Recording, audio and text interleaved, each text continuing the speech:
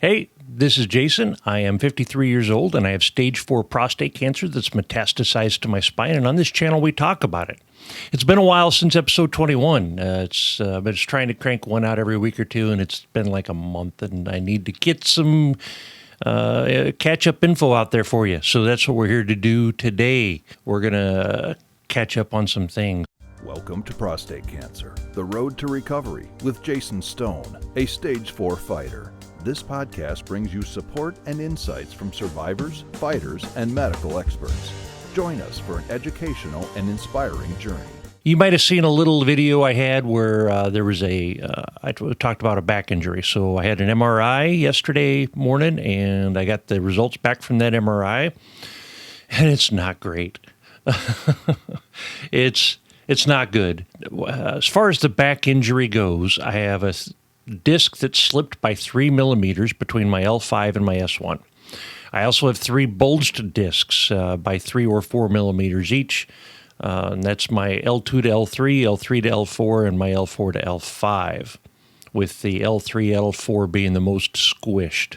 The worst news out of that, though, is, and you probably know I had an MRI a month and a half, almost 2 months ago, and there were no fractures in my L1. The L1 vertebrae is where the tumor is in my spine. And the good news we had talked about on a previous episode was the tumor had started off, a 3-point-something centimeter by 3-point-something centimeter just in surface area and on the image, and it's down to 1.2 by 1.1 centimeters. So it's just barely over 1 cubic centimeter in volume. So it has shrunk down to almost 1/10 of its original size. Now, if you can imagine, that tumor occupied, it eats up the bone. It metastasizes into the bone, and it uses up the bone. And so when you shrink that tumor, it vacates that area. There's no, your bone has to grow back into that area, if that's possible. I don't even know if that's possible. But either way, it leaves a weakened L1 vertebrae. Now, radiation therapy also can weaken bone. The hormone therapy I'm on causes bone density issues. So that's one of the things that they have to test you for, is to even be a candidate for hormone therapy, you have to have a decent bone density to start with. So they measure it at the start.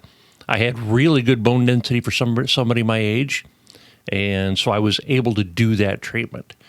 But because I'm on that treatment, my bone density will go down. So, yeah, that's one of the things we're watching. Anyway, the worst news is that there's a new small fracture. I have a small fracture on my L1. Now, I don't know what that means yet. I don't know. I haven't talked to the doctor. This is the results show up in my chart, so you get to see it before you talk to the doctor. And we'll see what that means. The fracture and the bulges are new, but it's not all bad news. The L3, L4 herniated disc does show improvement compared to the x-rays. So something is healing, and I'm feeling a little bit better. But back injuries take so long to heal, and I've been toughing this out since April 7th, and I've been going to work still. I have had to leave early a few days, and yeah, it's been tough, but I messaged my boss today, and I said, hey, I need to take a week off to just lay down, rest, get some real healing going so that I can be productive and, not work 3/4 of a day and have to leave early. So, but yeah, back injuries take so long to heal. Now, another downside to this is one of the things that helps with the cancer recovery, helps with the treatment, helps with healing, helps with curing the cancer, getting your body's ability to fight back, is you have to get sunlight and you have to walk. Getting outside in the sun and walking every day is huge for fighting cancer, for recovering, for your overall health, for managing the weight gain that happens when you're on the hormone therapy. That's the prednisone. If you're on Zytiga and they give you the prednisone, that prednisone drives your hunger through the roof. It's frustrating. So the downside is lack of exercise. With my back injury, I am not walking as much. I'm definitely not getting out there and walking every day. And it's been since April 7th. Today is holy crap, it's been almost a month. Today's May 3rd. And so I've been dealing with this for almost a month, just under a month, and I haven't been walking. It's painful to walk. I have to walk very slow. I'm not getting the exercise benefits of walking. So I've noticed I'm putting on weight. Makes sense, right? You have to exercise to not put weight on. You have to exercise to maintain weight. You have to exercise to lose weight. And so when you're not exercising and you're not feeling good, the weight comes on. So just another challenge, right? Let's move on to good news. Last week I had another blood draw, and those results came back, and my latest PSA is once again undetectable. And undetectable is less than 0.1 nanograms per milliliter. That's great. Now, I have talked through many episodes what my path was for my treatment. And I realized on Monday in a conversation with my radiation oncologist, a very disappointing conversation that I was not prepared for, that I've struggled with all week, is that a lot of the upside, a lot of the good news, a lot of the, hey, this is what's possible, came from my radiation oncologist, who managed my radiation from August 30th to October 20th, and then he's done. And my medical oncologist manages my ADT. So when in talks with my radiation oncologist, he managed the radiation oncology stuff, the radiation therapy, but he's also said, hey, this is what you can expect, and this is what's, what other people are doing. And he included things like intermittent hormone therapy as an option. And hey, if you respond well to the treatment, there might be a break you can do and come off the drugs for a little while, and we wait and see. And then we may even call you in remission. If, you're off of all treatment for 2 years and nothing's happening, your PSA remains low, and your testosterone comes back and your PSA stays low, then you're in remission. And so I have that gave me a lot of positivity that sustained me through 21 episodes through over the last 8 months of treatment. So I saw the medical oncologist on Monday, and I get my blood draw. I get the results back from the blood draw. I see the medical oncologist, and then I get my every 3-month Lupron shot. So I'm seeing the medical oncologist every 3 months. I was not ready for the discussion. I've been positive. I've been looking forward to a break from the drugs, and that's not what my medical oncologist said. So she says there's not a break on the horizon. She said I'm on these drugs indefinitely. And that surprised me, but not as much as what she said next. Because I said, I'm still looking for a curative path. I'm still looking for what treatment can we do to knock this out. In fact, on Monday, I asked for another consult with my radiation oncologist. And I said, hey, based on knocking this tumor down to 1/10 of its size, can we do more radiation and just get rid of the rest of it? So I brought that up to her, as an example. Like, I'm still looking to cure this. I'm still looking to get rid of all this cancer. I'm doing the diet until I hurt my back. I was doing the exercise. I was doing what I think is all the right things. We went for the aggressive treatment, the second generation hormone therapy, the Zytiga and the Lupron along with the radiation therapy. We radiated my prostate. We radiated my spine. And there's a bunch of stuff out there. The PCRI.org, Dr. Scholes, he talks about intermittent radiation or intermittent hormone therapy, intermittent ADT. The 2022 Zero Prostate Cancer Summit talked about it. They talked about how people in my situation, even with stage 4 Bravo metastasized prostate cancer, that's redundant, stage 4 Bravo and metastasized, that's what that means. That people with the metastasized prostate cancer, as long as they have 3 or fewer, very few Mets, and there's not a risk of, if you not have 5 or 10 or more different mets riddled through your body, you might be incurred. They're seeing people that they're curing from those. If they go after it with the triple treatment, the aggressive treatment, and sometimes even with chemo, on top of hormone therapy and radiation. So anyway, even with all that information out there, she said, no, your situation's not curable. You're on this treatment indefinitely, and there's no approved treatment plan that includes a break from the drugs. I have got to tell you, I was hit pretty hard with that info. That sent me reeling most of the week. I was hoping for good news. I was really just asking, hey, is this my last shot, or am I going to get one more and then we take a break? And I was not prepared for this answer. Absolutely not prepared.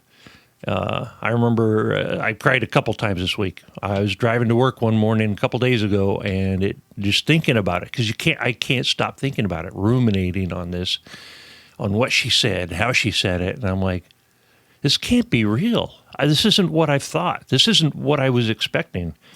And I just bawled. I bawled halfway to work. Frickin' A. It sucks. I was having a conversation with some other people, and I had a light bulb go off. I had an epiphany. It makes me wonder if there's a difference tied to how healthcare is run, because a lot of the guys that I know from going through this journey that I'm meeting online through the YouTube channel and other like the Reluctant Brotherhood and other sources, the guys that are doing the intermittent hormone therapy that I know who are actually in it, like Harry and a bunch of others, are in either Australia or the UK. So maybe it's a healthcare thing. That makes you wonder so Zytiga in the U.S. can cost as much as $9,000 a month. And so if somebody is paying my medical oncologist group, like that business, that company, that much per month, if they're supplying, or somebody's getting that money, right? And anytime money is going into some pocket, they don't want that money to stop. So what's the motivation with the U.S. healthcare system? What is there any motivation for doing intermittent hormone therapy? Right? Nobody's going to say, yeah, I'd like to take a break from $9,000 a month. Like, it's frustrating. So is it a difference in the healthcare systems? Whereas the UK and Australia might be looking for, hey, they say this works and it saves us money. Let's try that. I don't know. It made for a rough week. I cried a couple times. It really got to me, and I'm going to bring this up with my radiation oncologist on Monday and say, hey, I need some straight answers. I need to know if this is forever, because this sucks. My testosterone is at 0, and it sucks. I'm running on coffee. I got the Moose Mug, the Alicia Pettit Moose Mug. I just forgot the name of her company. Sorry, Alicia. And I drink coffee. I'm running on coffee because there's no energy. The fatigue is incredible. That level of tiredness sucks. But let's get back to the good. This is a roller coaster of an episode. So my kids are out here. My kids are visiting from Minnesota and Egypt, and they've been a big help. I mean, the timing with my back injury couldn't have been better. I mean, it would have been better if I didn't have a back injury, but oh well. But they've been a big help, and they've done a lot to help maintain my positivity. We're doing some cool things when I can. I'm not super mobile, but we did a rocket launch a few weeks ago, and there's another one tomorrow. And so one of my kids and I built a rocket, and we're going to go launch that tomorrow at the rocket launch. We built a couple more rockets. We fixed the ones that were broke from the last launch, and it's been a blast. Pardon the pun. We're talking about having my son stay a little longer to keep helping, maybe. I don't know. That'll be nice if that works out. We'll see. It takes, 6 months or more for back injury like this to heal. Three bulged discs, a fractured vertebrae, and one slightly slipped disc. So there's a lot of work to do. I'm reaching for anything I can do to improve this, to make it better. I just got back from an acupuncturist. Like, what the heck? Something I never would have thought about trying before. But I'm finding in this situation with the cancer and the mobility issues, I'm willing to reach out and try anything, even if it's a lot of guys will respond to things on the Facebook groups and in the forums with there's no clinical proof of this. I don't care. I don't care. I am okay with anecdotal because if it might help, and I'm okay with it might help.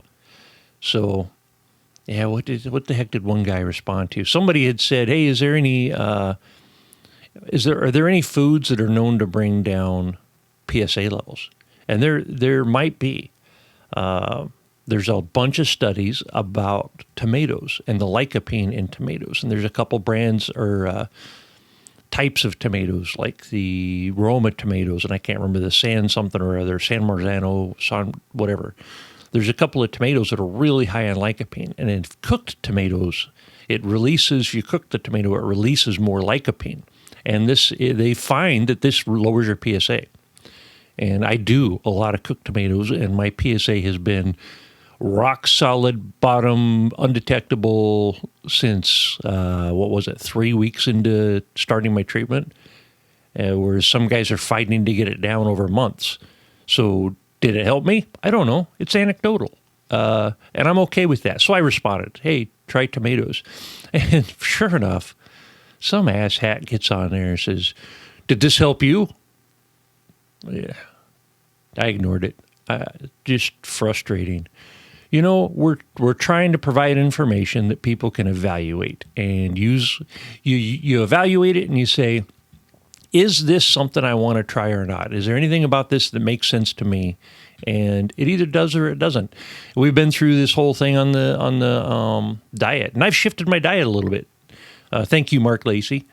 I've shifted my diet a little bit because I gained new information, and that's good. It's important that we gain information and we apply it and we see how it helps us, and then we share with others if it's helping.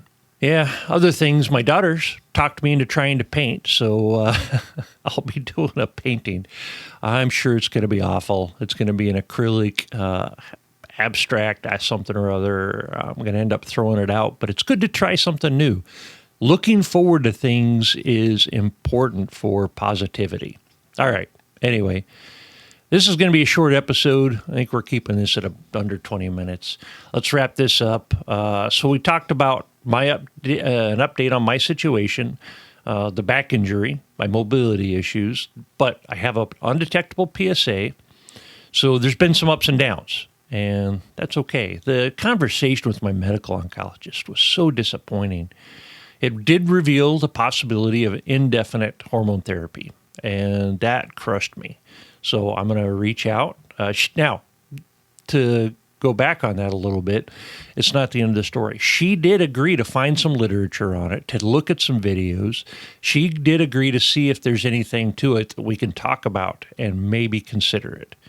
So it's not a closed door. I don't have to go get a new doctor in order to consider this. She's going to look into it, and then we're going to have another conversation, and that's important. So despite the setbacks, I'm doing what I can to stay positive. I'm still hopeful for a cure. All right? Because anything is possible. All right. Love you guys. Love you all. Take care.